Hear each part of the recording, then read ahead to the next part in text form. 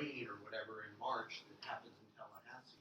You know, one of my side jobs is I'm the associate director of what we call the Center for Brain Repair, which is a center that's existed here at FSU in the College of Medicine for like, I don't know, 7 or 8 years without anybody knowing what it does and what it goes through, and we're in the process of relaunching it this spring. So we might find a nice partner thing there. And the other, just, you know, here in the setup of everything, you know, just from the point of view of what's going on. Oh, it's kitten. It's sort of sweet. Let's see if this will pick it up. I've actually been involved in all these emails about science this afternoon with my nerd friends over in the College of Medicine. Did anybody see this today? This is really friggin' awesome. I think. I haven't read the paper yet. There's a paper out today in Nature Physics. You know, I'm a biologist. I started psychology, biology, got more and more molecular during my training. I've never really been into physics, math, any of that stuff. I get confused easy. But this is really friggin' awesome. So, and I'm going to talk to you about some of the things we do in my lab, which is a developmental neuroscience lab. We study how the brain forms and brain circuitry is created. And some of you may know that a really big question in neuroscience and a really big difference across different species of animals is the amount of folding in the superficial layers of the cerebral cortex. In the cerebral cortex, these folds give us a tremendous amount of surface area that's thought to represent, you know, why we're so much smarter than organisms that have a smooth cortex. So as I understand it currently, what these guys and gals did was they took very high-resolution MRI images of a developing brain. I think it was a piglet, actually, embryonic piglet, right before it would have started to show folds. So it was very smooth at the beginning. They printed that with gelatin mold meant to represent brain tissue and consistency and structure, and I'm sure there's lots of physics of what, you know, substrate they actually use that maybe I'll understand, maybe I won't. And then they played with these, so they printed it, and then they played with some different solvents to expose to the surface. And what they did was, with this elastomer gel that they used, it basically went down and caused the surface to expand more quickly than stuff around it. And it ends up looking exactly like what a fetal pig brain would look like several weeks later after all these folds are.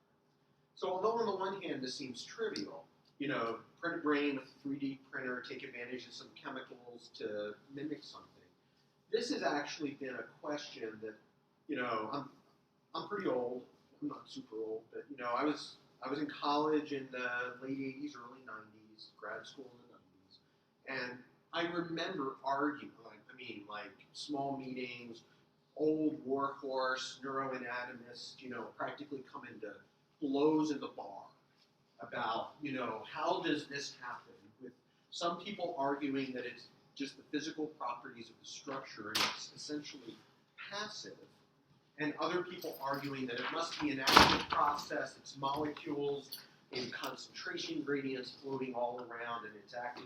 We don't know it, and this doesn't prove that it happens this way in vivo, of course. This is super cool. So I just thought, you know, given the intro that you guys started with, I just figured I would spend 2 minutes, because I mean, literally, there, you know, 8 or 10 of us over in Department of Biomedical Sciences have been emailing about this paper all day. It just came online this morning. And of course, I don't read Nature Physics. I found it, you know, in CNN. So there is a role for stuff like that.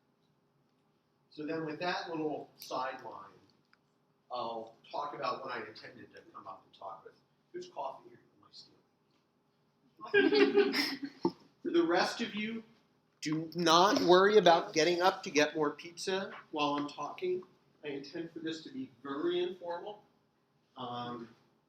Interrupt me with questions, discussion. I don't care if I get to the end of my slide. Seriously, you know, do not let that pizza go to waste. It's got to be by the time we get So, as I mentioned, I haven't been at FSU very long, but I was excited to move down here about a year ago and reset up my lab here. I did my graduate work in the 90s at the University of Pennsylvania, sort of a combination of pharmacology and neuroscience. I then went to the University of Pittsburgh for a couple of postdoctoral fellowships. First, I wanted to learn more about sort of in vivo systems and neurochemistry and hormones. I did that for a little bit. Then I discovered that what I really wanted to do was study the development of the nervous system.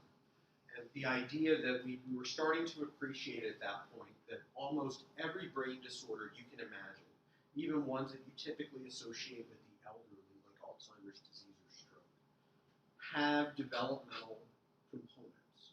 So in order for things to go wrong in disease, it must have first started to form normally. And if it didn't form normally, then that puts the nervous system at risk to develop more severe disease or develop it at earlier ages.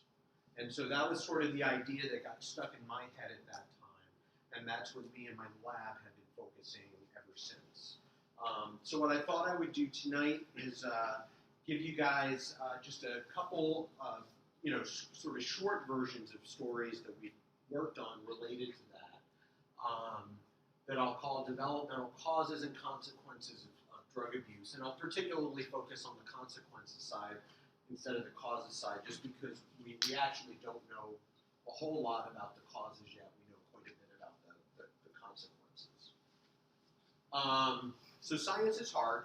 I don't think I have to tell you guys this, And neuroscience, I can definitely, argue to you guys, studying the brain is even harder, right? We're using the organ that we use to think, to come up with experiments about how we think and how we feel, right? So we're using the same organ and its limitations to try to understand that organ.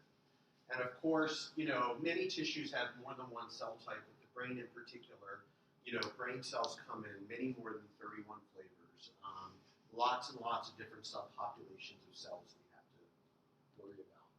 And in addition, very few brain disorders, and I like to use the word brain disorder rather than neurological disorder or psychiatric disorder, because historically in medicine, we separated neurological disorders, epilepsy, stroke, Parkinson's disease, Huntington's disease, from psychiatric disorders, mood disorders, ADHD, anxiety disorders, things that we used to blame on your mother, and some people still do. And I'm going to do some mother blaming in this. I'm sorry for the women in the audience, but I will throw in father blaming too. So. We'll have a little bit of that too going through. So I like to refer, we focus primarily on psychiatric disorders in my lab, but the stories I'm going to tell you are pertinent for other neurological disorders. And, if you want at the end, we can talk about, neurology versus psychiatry and how everybody is crazy in medicine in terms of calling them separate things. It's one of my pet peeves. So very few brain disorders are actually single gene disorders.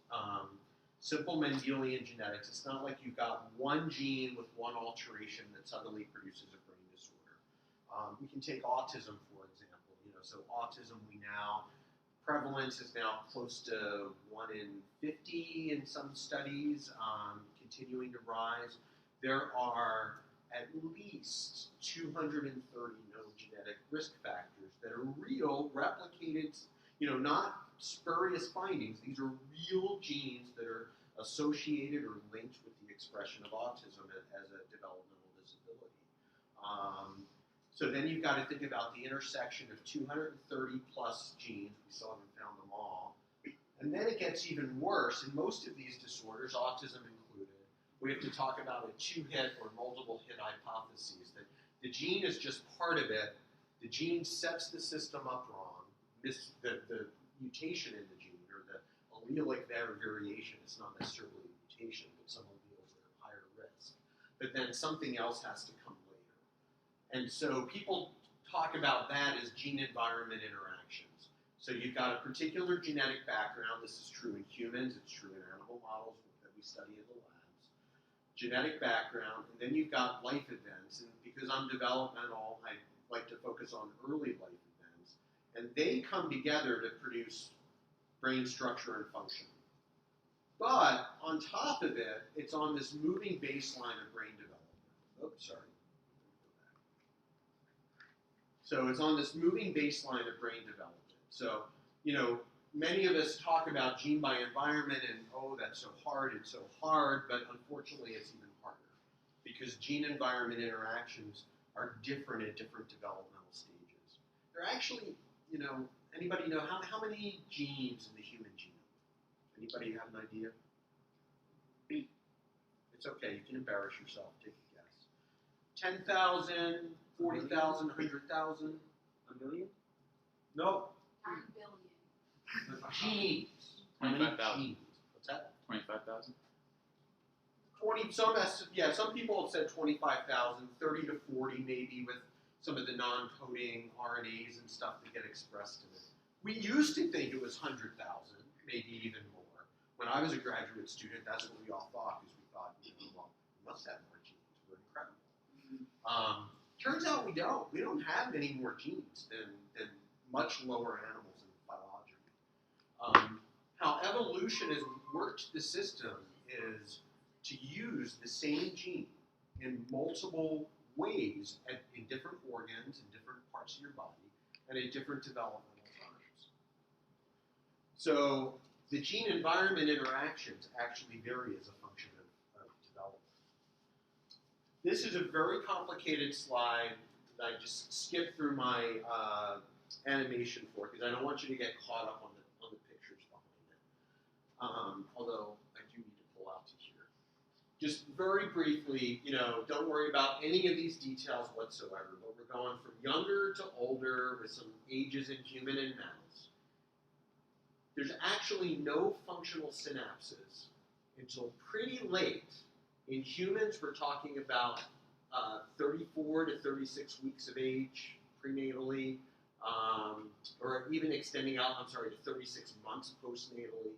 In the mouse and in the rat, there's no synapses actually till a couple days after they're born, postnatally.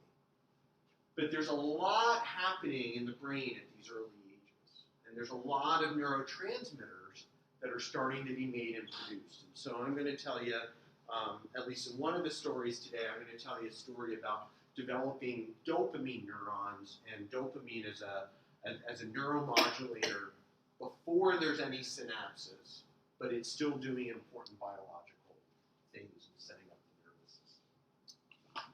Okay? So the context for this and how I got involved in some of this work to begin with is thinking about, you know, we are really good at as people and as scientific industry at making drugs and using drugs, right? We like our drugs. Caffeine, all nicotine, less, you know, illicit drugs, pick them, we use them. And so this is actually a big concern when thinking about the development of baby. And this is where I do have to pick on moms a little bit because you have the responsibility of carrying baby. And so any drugs are going to act upon your particular genetic background to potentially alter embryonic brain development. And so many of us, and most of the data I showed today is going to be based on direct effects of transmitters in the developing brain. But this slide is to remind you, that that's only one of the possible mechanisms. Drugs can affect the maternal mental state, your pulmonary function, composition of amniotic fluid, blood content, and can certainly lead to anemia and preeclampsia. The placenta is a place where neuroscientists are actually going all, you know, hands deep into placenta because we now understand, not just something to eat after birth anymore. I can't get my head around that. It's disgusting. Sorry, that was an editorial.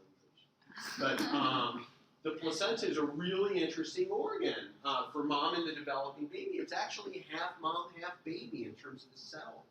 That's what's determining what makes it through to baby itself. So there's lots and lots of mechanisms by which it can happen. And despite that, you go across all sorts of drugs that women use and happen to become pregnant while using: cigarettes, marijuana, cocaine, amphetamine, opiates. They all have all these different mechanisms they can affect the developing child and mom. They all have very different molecular mechanisms that we won't get into the details of today, but we could talk about some other time. And somehow, when you look at the kids born to women that can't get, and again, I don't want you to think I'm taking this lightly.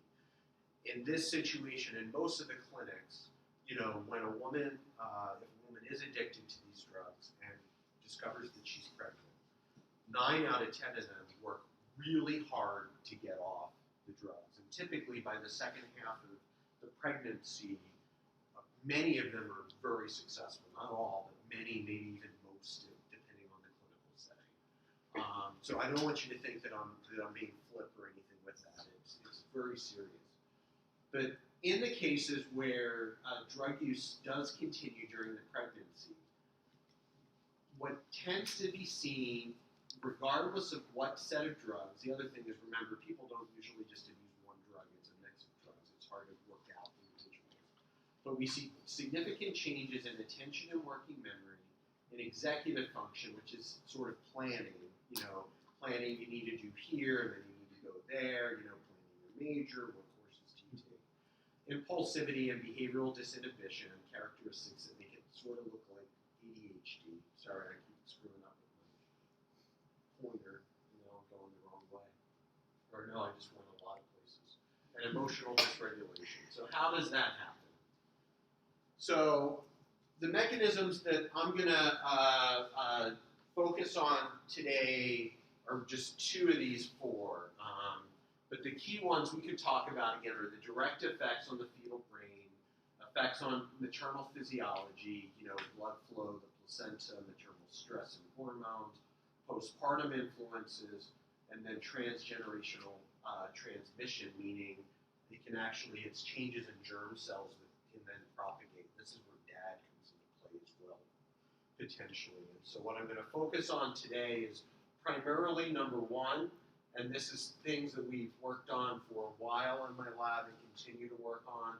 But then I'm going to give you a little teaser of number 4, which is a new area for my lab to work into, to move into, and the data I'm going to show you is actually from one of my colleagues here at FSU in the College of Medicine for EPA. So where I'm going to focus us is prenatal cocaine, because that's where we've done the most work. And back in the 80s, there was this idea of the crack kids. We're losing an entire generation to these crack babies that weren't even going to be able to survive. And lo and behold, yes, there was, a small group of kids that were born to cocaine-abusing women. But it was a tiny cohort that would end up in the NICU. These were women that weren't just using cocaine, they were using a variety of other drugs, got poor prenatal care, poor nutrition, lots of other problems going on. If I were to take you into a hospital nursery that had 5 babies exposed to significant amounts of drug during prenatal development through mom, and 5 that did not, it would be random. No, I couldn't tell, you couldn't tell, the neonatologist couldn't tell. There's, they're just, frankly, babies don't do a lot, right? They don't do a lot. And it's not that, if there's of course, if late stage opiates is something different, right? Then baby goes into withdrawal, and that's awful. But in terms of the drugs that don't produce an acute withdrawal phenomenon, including cocaine, you can't tell the difference. So then by 2009, the pendulum had swung to, well, this isn't a problem at all. We don't have to worry about cocaine whatsoever. And I'm going to tell you the truth is in the middle. There really are significant effects we need to think about as a society, and they cost us a lot of money as a society, even just for cocaine without it. So this may be review for most of you, but I wanted to make sure you understood how the drug cocaine works. This is just a little old school cartoon of a particular flavor of brain cell, a dopamine neuron. This would live in the midbrain, in the substantia nigra, or the ventral tegmental area. Dopamine is synthesized from the amino acid tyrosine by a series of enzymes, packaged into vesicles. When an action potential depolarizes this terminal, dopamine is released into the synaptic and extrasynaptic space, where it's free to stimulate the next cells through a variety of receptors. There's 5 different distinct dopamine receptors. None of them are ion channels. They're all G protein coupled receptors. Don't worry if you don't know what that means. It means they're slower modulatory. They're not super fast, but still very important. When after the signal's been passed through, you need a way to get rid of the extracellular dopamine.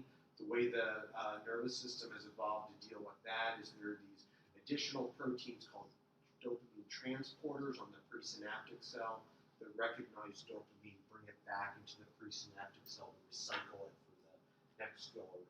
Does that make sense? What cocaine does, along with a variety of other drugs, is binds to this transporter protein and blocks it. So now the dopamine can't go away. So you have sustained synaptic and extracellular dopamine in response to receiving cocaine bolus. It turns out cocaine's one of the messiest drugs that there is. It affects a number of other proteins as well. There are related neurochemicals to dopamine. One's called norepinephrine, and one's called serotonin. Serotonin and serotonin transporters is a big target for antidepressant drugs like Prozac. Norepinephrine and norepinephrine transporters are also targets for anti-anxiety drugs, and some antidepressants as well. And these systems have, of course, they're located in different parts of the brain. They innervate different parts of the brain, but they share some similarity. So, what do we know about the effects of prenatal cocaine on kids from these clinical studies? This isn't work that I've participated in. I'm a mouse neurologist and psychiatrist. You know, people talk too much. So, sorry.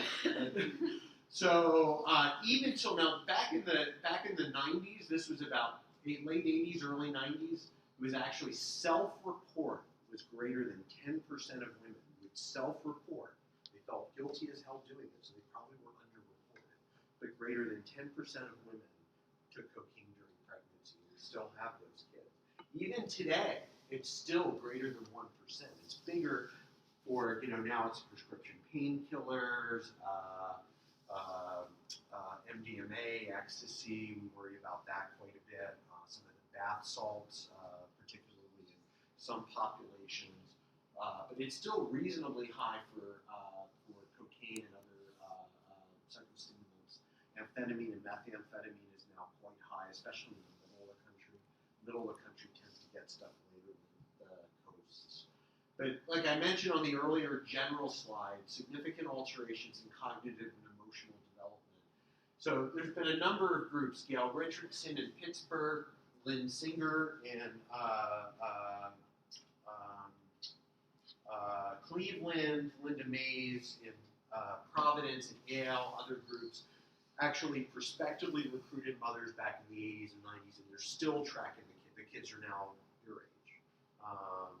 And they're still tracking the kids and finding, what they can do well, what they can do poorly, what are strategies that can help go through and to understand the neurobiological changes that have occurred. But so alterations in irritability, impulsivity, particularly decreased attentiveness and executive function, these frontal cortical functions.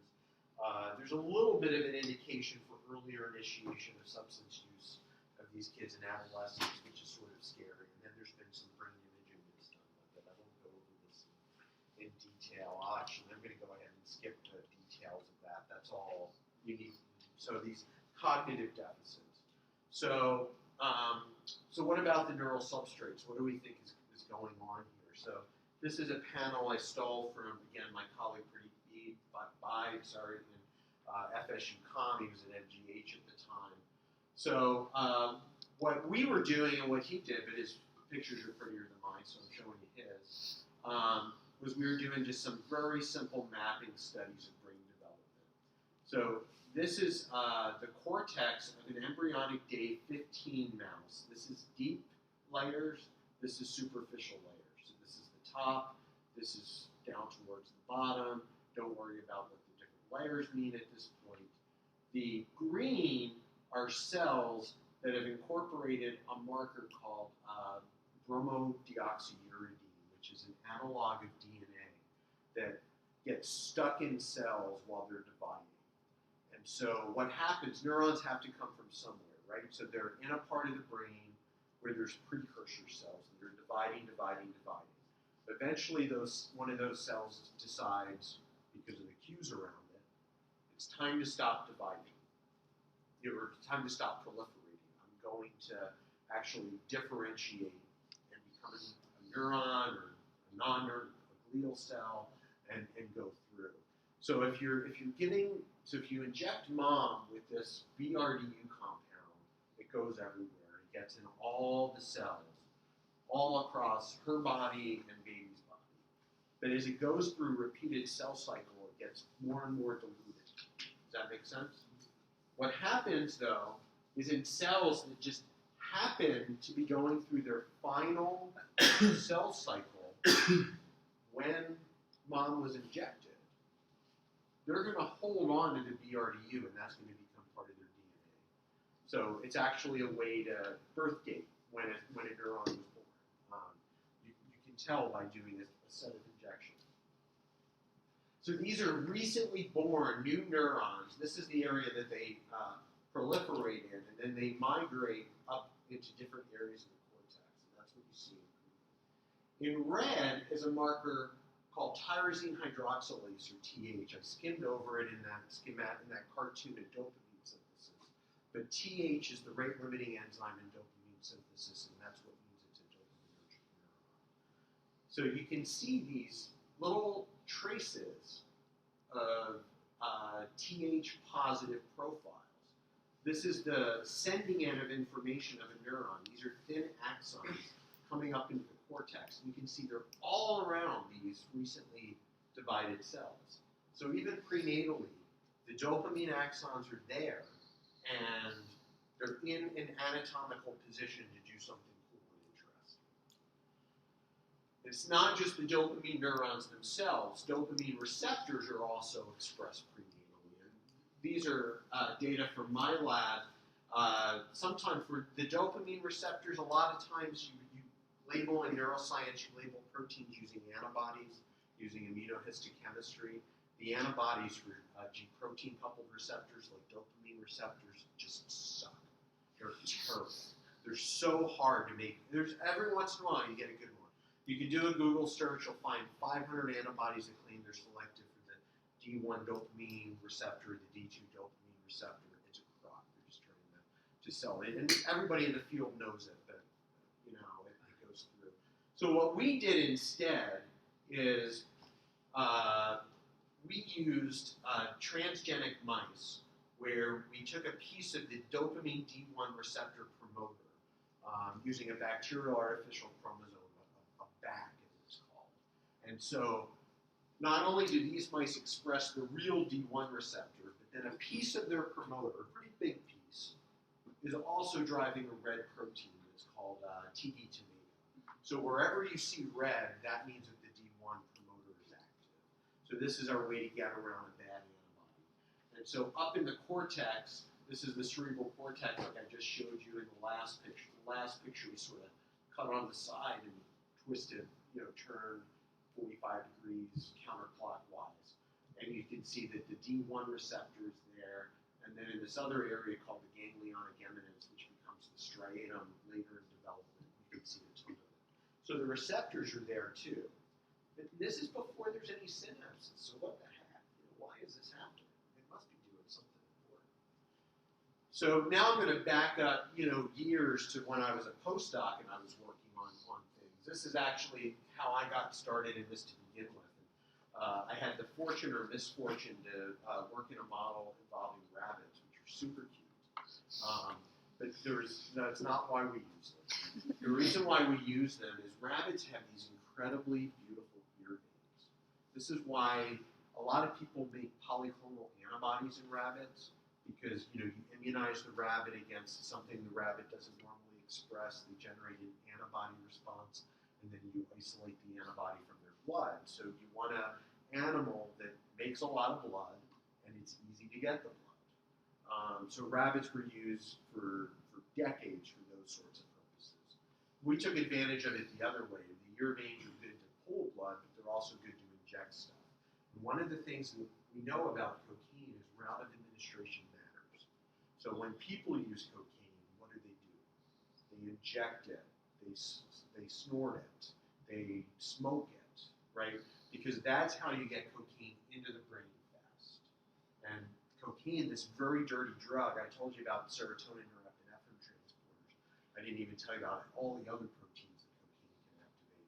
If you just inject it into the belly of an animal the way we normally do in lab situations, it's not the same thing as what we're seeing in human beings. So I'm not going to go through, there's a lot of detail here to explain rabbits and all that sort of stuff. I think I'm not going to bother with that because I'm talking a little bit slow and I'm going to move forward. Just take me at my word that it made sense to use the rabbits to do it. And what we were able to define in these studies is we saw very interesting changes in the rabbit offsprings if we gave cocaine during the sensitive period, which was less than a week actually. I could actually take it down from here. So we saw changes, and I'll tell you some of those changes in a minute, if we gave cocaine to the moms for most of their prenatal gestation, for a big chunk of it, or for this part. But we actually got no phenotypes whatsoever if we gave cocaine just in the beginning of gestation. And I'll try to come back to that at the end and put it together. So what did we see? This is just sort of a schematic cartoon, so I don't have to show you a lot of data slides, so I'll be able to get through a lot first, a lot quickly. So in the cerebral cortex, this area of the brain that we know is involved in cognition, there are two primary flavors of neurons. There are glutamatergic excitatory cells. These are sometimes called pyramidal neurons, and these are the ones that send their axons, projections, pretty far away outside the cortex. So that's category one. Category two is an inhibitory inner neuron. They use the amino acid GABA as their transmitter, and they are relatively short connections. Now, we looked at animal after animal after animal for gross changes in weight gain, how well they nurse, simple behaviors, how big were their brains, what did their brains look like grossly. No changes, no changes, no changes. Then we got much more specific, and we started to look at the subtypes of cells. So in these glutamatergic cells, they're called pyramidal cells by some people because their cell body actually looks like a pyramid in 3 dimensions. And they're characterized by this receiving end, this dendrite, that typically the cell would be, the cell body would be down here, and the apical dendrite goes out to the surface. And the surface is actually where, a lot of the dopamine and the receptors are. So those are going out in that direction. And what we saw in the animals exposed to cocaine in that sensitive period is no change in the number of cells or anything like that, but their dendrites were all over the place. They're like 50% longer than normal, but there's no difference in cortical size. So normally these are like soldiers in formation. I mean, they are like North Korean soldiers. They are not moving, right? They are stiff. And, this is sort of like, what you might imagine in the formation, halfway through the wave. I mean, it's just going everywhere, right? Similarly, for the GABAergic interneurons, in this case, it's a particular subclass of those. We also saw a really cool anatomical change in terms of altered expression. I'll show you an example of that in a couple of slides. the thing that to this day we still don't understand in my lab, and we're not currently studying it, although I want to get back to this at some point, is one particular type of receptor, the dopamine D1 receptor. There's 5 different dopamine receptors, I think I mentioned. D1 through D5, and D1 and D2 are the 2 most common that people look at. D1 receptor signaling is permanently altered in these animals. Luckily, it wasn't my project. Someone else had to do it. Someone kept some of these baby rabbits alive for 2.5 years and then sacrificed them to do these signaling assays. That's not a good PhD thesis. It's not a good undergrad project, right? If someone comes to you with a 2-year time point, you run.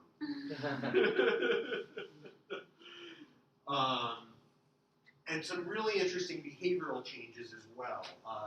The one that this attempts to describe is reduced motor stereotypy. So when you give animals or people cocaine and amphetamine acutely, of course they move around a lot more, right? That's typical.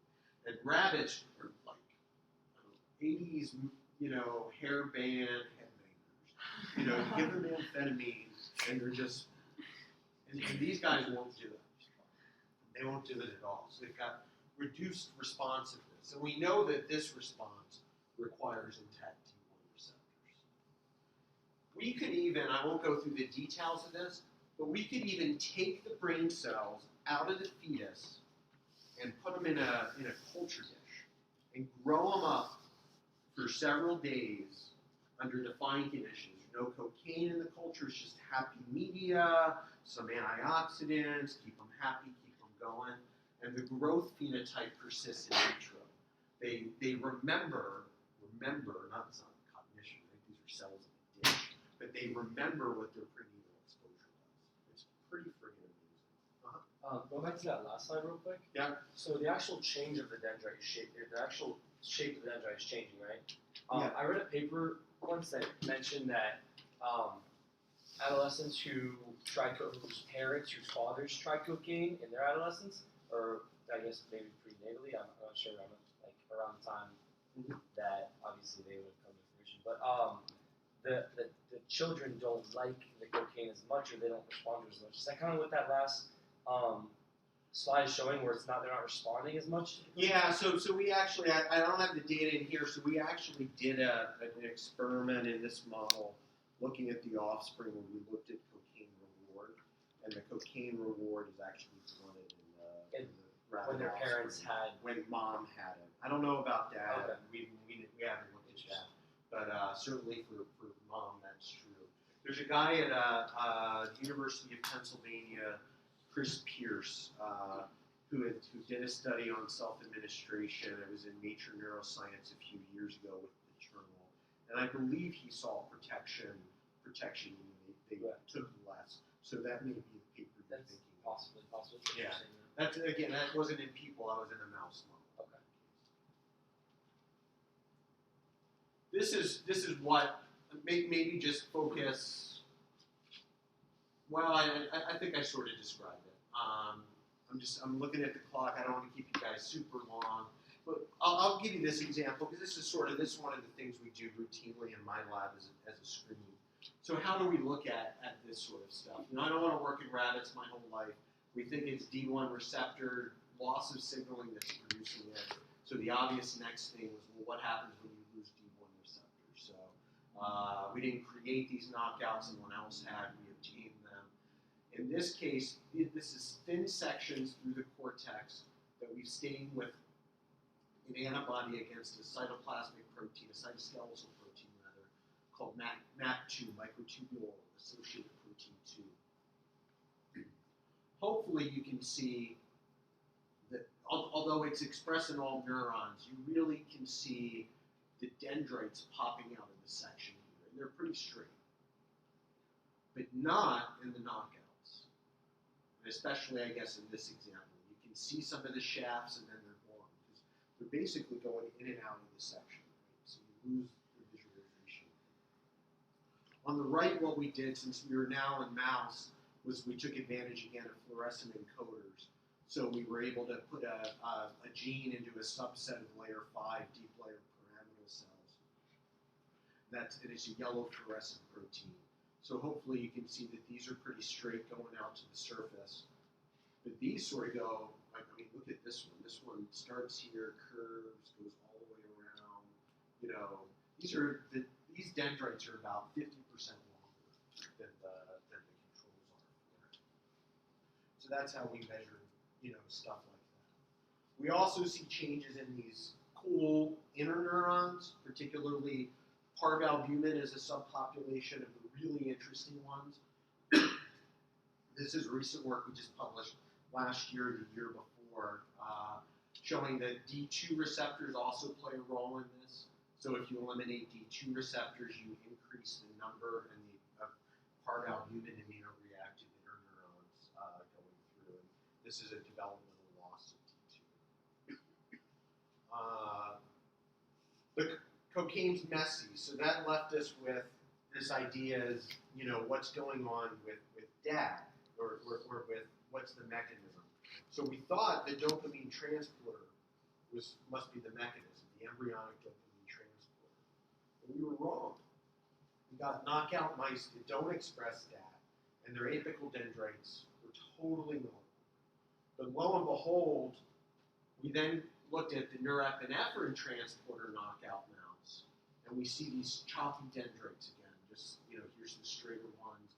So the net knockout mice actually phenocopy prenatal cocaine, but DAT knockout mice don't.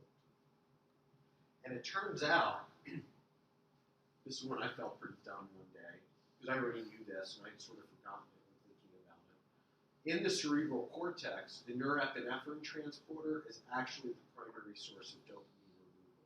For whatever reason, we don't know why, the dopamine afferents going into cortex actually don't express much DAT at all. But the norepinephrine axons going in express a lot of NET. And even though we call it NET, norepinephrine transporter, the norepinephrine transporter actually has a higher affinity for dopamine than the dopamine transporter does. So a lot of the neurochemistry in the frontal cortex is very messy. So that's the sort of stuff that we're studying at this point. I'm going to skip that just because it makes it even more complicated. So we're trying, what we try to do in my lab is try to understand the developmental role of these neurotransmitters as genes, and then how they manipulate or modulate the responses to environmental stimuli like drugs of abuse. We also do some work on prenatal stress, as well as on what you would consider to be toxins, things in the environment that are bad for you. Many environmental toxins like lead and manganese target dopamine neurons primarily. And so there's a lot of concern that early life exposures, living near a Superfund site, you know, lead paint in your house, or even if it's below the standards to produce lead poisoning, are doing bad things to the development. And then I sort of left the future part of that story out, and then where solid 75% of my lab is working now is for the dopamine receptor mediated effects. We want to know what subsets of cells are mediating it. So I showed you prenatal cocaine and then a couple constitutive knockouts, D1 and D2, where you lose the receptors throughout the entire body. So none of that says that it's actually a change in the fetal brain. So we've gone ahead and we made conditional knockouts of dopamine D1. DRD1 is the gene for it. And Marcelo Rubinstein in Argentina made the D2 and shared them with us. So now we've got our conditional mutants, and we're crossing them to a series of Cre lines so that we can selectively eliminate D1 or D2 in just the excitatory cells, just the inhibitory cells, just early in development, just later in development, and going through there. So that's really, I'm giving you sort of where we came from to get to here, but, just in a couple of sentences, that's the bulk of what we study in my lab right now. It's already 5:50. I don't want to keep you guys late, but let me just spend 3 minutes on this other story, because this blows me away. I think it's super cool. And this is a prenatal nicotine story. course, lots of people still smoke. Or now it's not just smoking, right? It's other sort of e-cigarettes and things like that. Prenatal smoking's bad because not only is it the nicotine, but there are. I have this all on my teaching slides. Something like 10,000 chemicals in cigarette smoke that haven't been tested, by anybody for toxic consequences. So nicotine alone is probably better than smoking, but even still, prenatal nicotine in e-cigarettes. This is there was a journal article back in the late 80s that was intended as a joke. Prenatal nicotine or cocaine, which one is worse? Turns out, it's nicotine. Yep. That's the one right there. Ted Slotkin from Duke was the one that did it. So it's amazing. So Pradeep's lab, even before moving down here, it set up a model of prenatal nicotine exposure. In this case, prenatal nicotine is in red. There's two different sets of controls here. I won't bother telling you why, but it's necessary to have two control groups because of how they did the study. They're looking at locomotor activity. So this is just how much a mouse is moving around in a cage. As a function of the circadian cycle. So mice are nocturnal, they move around a lot at night, so you can see they're not moving around so much. I think they had just entered the cage, they were moving around a little more than they normally would. They calm down, they come up a little bit at night, and then when lights come on, they come back down.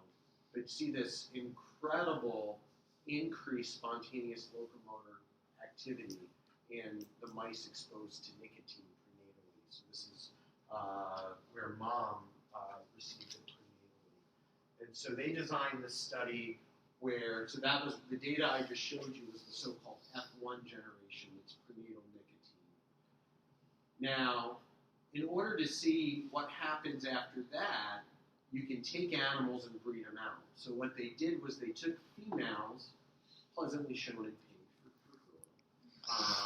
and crossed them to drug-naive boys to create an F2 generation. And then they even did it another time. So mom is getting exposed to nicotine. So that is affecting something in these offspring. Now, it could be affecting the germ cells of these offspring because your eggs are formed embryonically, right? So nicotine was around during that. So theoretically, changes in the F2 generation could still be conferred from something that happened to the original mom, grandmom, in other words. But by the time you get to your great-grandchildren, there's nothing left of the original biology. And lo and behold, even out to this F3 generation, in both male and female offspring, so both male and female offspring, the hyperactivity continues. So not only do you have to worry about what your mom did, you got to worry about your grandma, your great-grandma. And they tell two friends, and they tell two friends. This is an animal model. This is a result of nicotine? This is a result of nicotine. They're currently looking at cocaine, and there are some changes in the F3s of cocaine exposed. And this also, although the effects are not this large, we now know that some of these effects continue to the F3 generation if dad is chronically administered nicotine before breeding. So it takes about 6 weeks for the sperm to fully form. So chronic injections of nicotine into the boy mice made them with a naive mom. There's nothing wrong with mom. It's all about, her drug-addled boyfriend. And lo and behold, I mean, again, this isn't the sort of stuff, as a mouse neurologist, I'll look at that cage of mice, and I can't tell you if that cage came from a nicotine or cocaine or control, right? I mean, it's not like the crack baby syndrome all over again, right? These are subtle changes. If you're just looking at the animal, you're not going to see it. But once you elicit, you stress the animal out a little bit, you elicit some sort of change in the environment, then that's when you can detect it. Nicotine in the father's sperm affected the baby? Yes. And I also, but before moving down here, I did a study on paternal cocaine, and we observed changes in offspring in a mouse. That was a mouse model, not rabbit. But we observed changes in learning and memory in offspring born to male mice that chronically received cocaine. So there's reason to think it's with cocaine as well. This field is in its infancy, and it's exploding right now. So there's more coming out all the time. I don't know how much it generalizes across multiple drug classes. You know, we've been using pretty high doses because first you want to see if you get anything with a high dose, and then you start to ramp it down and go through it, right? So those are the caveats I give you, but it's sort of frightening. Yeah, so mice are nocturnal, right? They So are. this is showing locomotor activity when they're awake. That's right. Have you checked how these drugs are affecting how they are when they're supposed to be sleeping? Any locomotor Yeah, so activity? actually in this model in particular, they've looked at that, and they don't see profound differences, Okay. at least in motor activity during that cycle. Mhm. They're also now looking at cognitive activity, learning complex relationships, and then reversing them, and looking at attention versus cognitive flexibility, basically, that have some psychology background. And there are distinct consequences. I think with the cocaine model, it's predominantly on a reduction in behavioral flexibility, and I think it's more attention, nicotine, and they're, Okay. we haven't distinguished those two in one. Mm-hmm. Do you know if the mice are more sensitive to the stressors that you put on them to elicit? Great this? question. We don't know that yet. It's something that we'll definitely be planning on doing. We haven't done it. There's someone, I can't remember if she's at Duke or UNC, Joey Johns, who's done a little bit of this work with prenatal cocaine in the rat model. And she has shown that she can modulate some of the later life phenotypes by manipulating early postnatal environment. So the difference, cross-fostering studies, the difference of leaving with the drug-affected or drug-exposed parents versus not just going to like any cross-foster mom, but she'll identify like a super mom, you know, a really good rat mom that she can go through. And that's actually, I mean, it's very cool, and it actually supports a lot of the clinical epidemiology studies that I flew through in the beginning. Because, I mean, the other thing I don't want to leave you guys thinking is that, you know, there's sort of no hope to reverse any of this stuff. I mean, even just at the behavioral level, what we know from the human clinical studies is adoption into a supportive family, or family gets clean and appropriate educational adaptations are made for the kids, and they do much, much better. If you separate the populations that have been studied prospectively, basically how they grow up is just as important as what happened prior to that. So there's a lot of places to think about both medical approaches and behavioral approaches to treatment. I know you can't generalize from rats to humans, but does that mean that like possibly the same thing can be applied to men, like, and there being nicotine in their sperm and it affecting? Yeah, so the idea is, you know, what's the nicotine or what's any of these drugs doing to the sperm? The hypothesis is it's producing some sort of genetic change that needs to be conferred. So that would be an epigen, right? It's not changing the DNA sequence, but it could be changing the epigenetic structure and status. So to my knowledge, no one has yet done that. There may be a lab at FSU that's in the early stages of getting IRB approval to do that study. So notice is done like studying like female rats that are like just about to get pregnant, or like pregnant. Or have they done studies where like rats or female rats like done cocaine, then they stop and then get pregnant? Is that Yeah. Can have a long lasting effect? I know there's been there's been at least a handful of studies that have done that. To be honest, I don't remember the outcomes of it. That's sort of the rarest possible. So as an experimenter, that's really hard, right? It's already hard for me to get everybody to do several times a day injections throughout gestation, right? It takes a lot of work, a lot of time to get it through.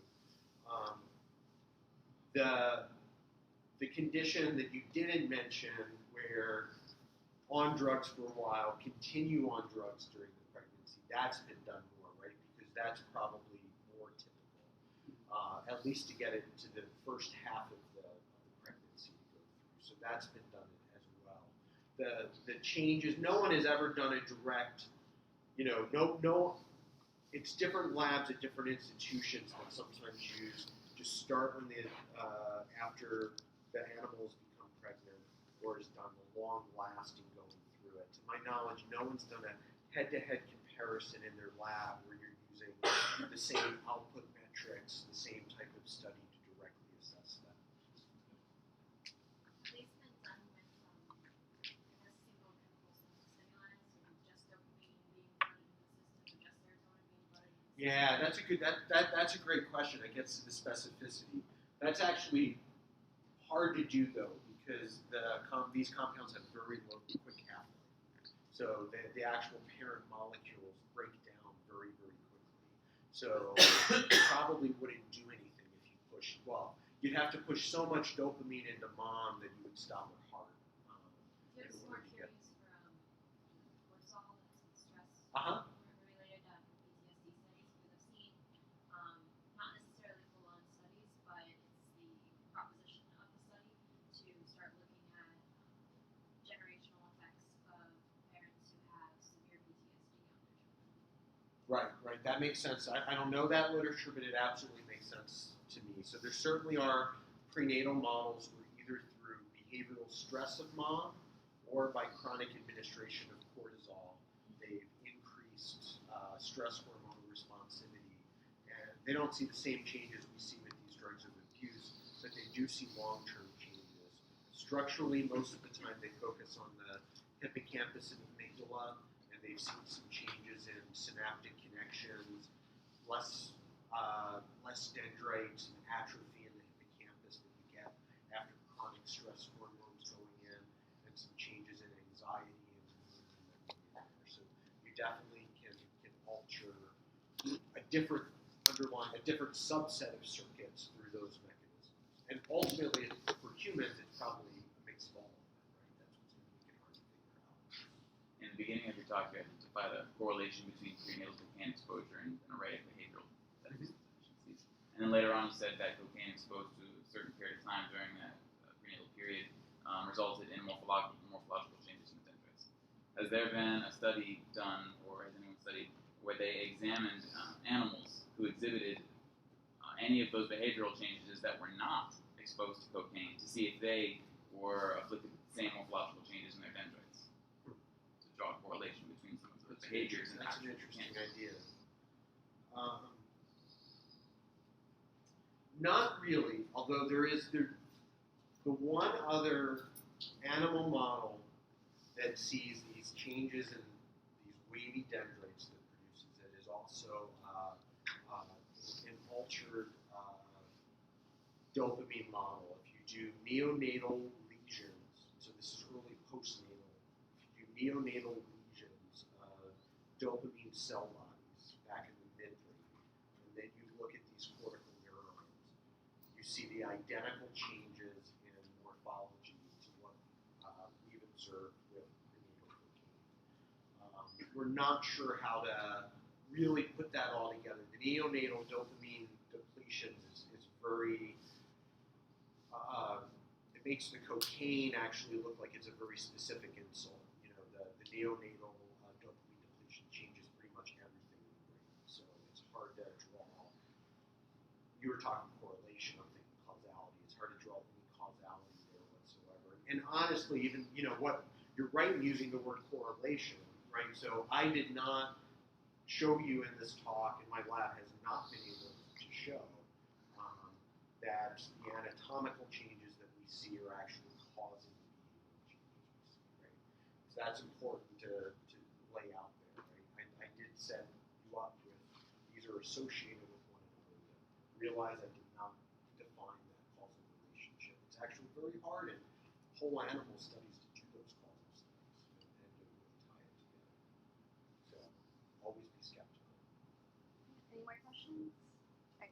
Well, thank you all so Sorry I much. ran over. Thank Thank you. you so much.